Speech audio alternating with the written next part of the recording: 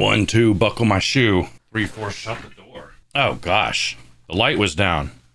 Probably didn't even see my face. Welcome to the first episode of Brenton's Fish Tales. This is just a series about what's going on in my life through the lens of aquarium glass. There's a lot of fish stories that happen in my fish room, and I feel like I'm only able to relay maybe 5% of that before everything gets backed up and I have to move on to the new thing. So all of those tiny little fish subjects, I'm going to tell you right here. This week, I got a few more endlers. I've got a colony of Santa Maria endlers coming, green laser endlers, red endlers, blue endlers, me endlers, you endlers. I have a few new colors of shrimp. We'll see how those go. And I'm trying to grow them in tanks without a heater. My house gets at the coldest 70 and at the warmest maybe 74, 76. I think I can avoid fungus. I think I could avoid a lot of complexities just by going with room temperature on those dwarf shrimp. This week, I made a lot of AI friends. A lot of AI Fish Slop Friends. Don't be mad at us. You know, I'm contemplating putting not AI on my thumbnails. I don't really consider it equal, though. It's like acceptable for someone else to make your thumbnail. It's not quite acceptable for someone else to write your words. Maybe it is if you get rich enough, but then I just want to listen to whatever the writer said, not whatever, Okay. I knew AI was coming for us all. I didn't realize that FishTube was the first on the dinner plate right after History YouTube. I feel like reacting to things is a safer place from cannibalization. In real life, streams is probably a safer place, while all of these AI, these proficient AI administrators, right? Like, who's your favorite YouTuber turns into who's your favorite AI administrator?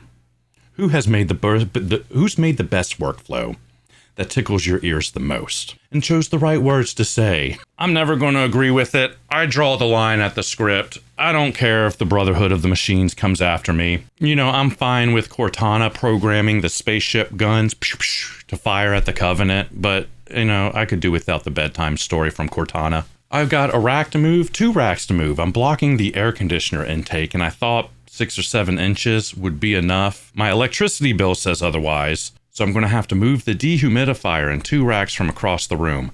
I started all the way at the front of my fish room, at the front door, and I was trying to make as much use as I could with space, and I was just going to jam pack it all the way to the back. But I think I should have done the opposite.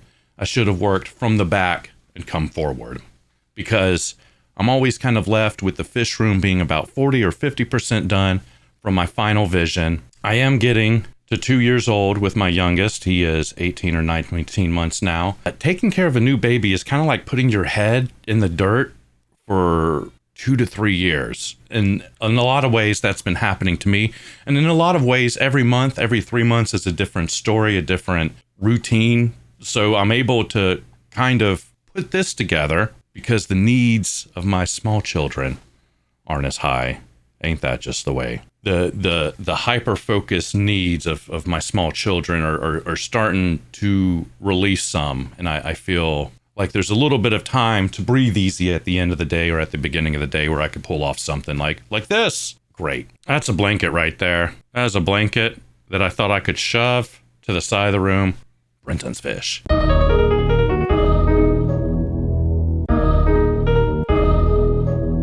So how I've been running the fish room is I make 1,000, I put 1,000 back in. I make 1,000. My wish list is huge, so I put another 1,000 in. I make 1,000, and then right now, what's right on the horizon is a reverse osmosis system, RODI system. I think I've put up with tap water for way too long. I've listened way too hard for fish keepers that say, "Oh, you can do most of it with tap water. Don't worry about it. I've got a reverse osmosis system, but I want to sell to you, so your tap water is okay." It's not okay. It's not okay for me. I found out 10% of counties here in the USA use chloramines in their water, and ChatGPT told me in my water report that my area used 3 times the amount of chloramines, chlorus. I feel like I've been living a lie. I feel like every issue I've run into was tap water and me going off of the advice of others who were just trying to maximize their customer scope. So right now, if you buy plants from me, if you buy fish from me, they are extremely hardy. They have lasted through the test of time. They excel in my water. The extra iron in the water doesn't peel off the membrane of, all of the plants that work. So it almost gives me an edge where I'm a lot more relatable, but I'm going to jump ship. And I think all fish keepers should probably spend, there's like a $260 one on Amazon. It bumps up if you have to buy the chloramine canister on Amazon. Bulk Reef Supply has kind of the $450, $500 set that I might go for. So that's where my cash goggles are focused on right now. I always meant to get a business loan. I am going to get a business loan. I'll get all that going. My time is so constrained with the new baby, and that's just the excuse I'll use until he's the adult. But yeah, that is on the to-do list. I keep thinking it's going to be an extra bill to pay, but what it's going to do is probably a rough attempt to fill the store with items. To have more than just guppy, endlers, and a few shrimp.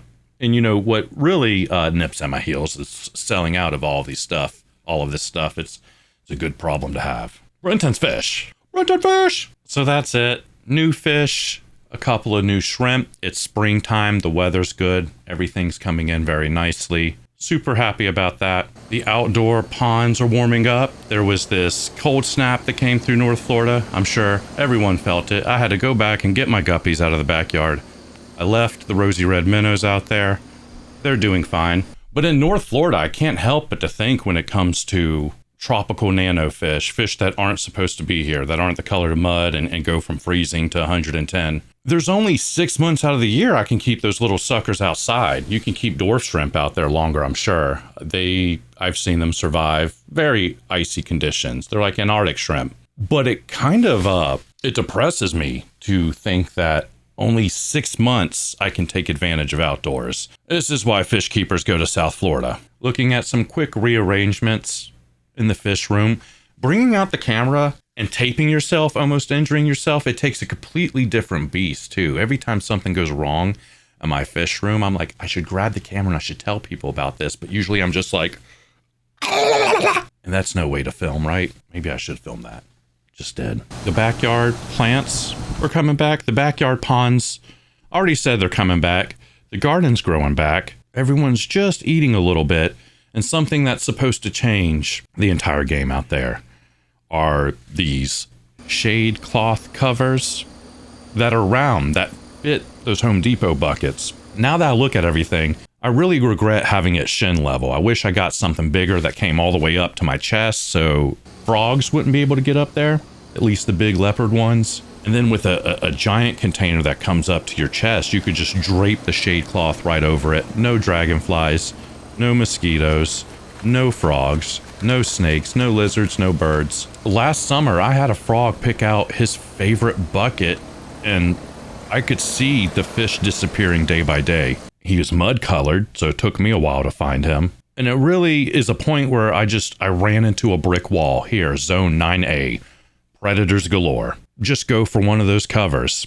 Solved. Until a raccoon cannonballs into your pond and bursts right through the cloth. But until next time, fish keepers. Until next time.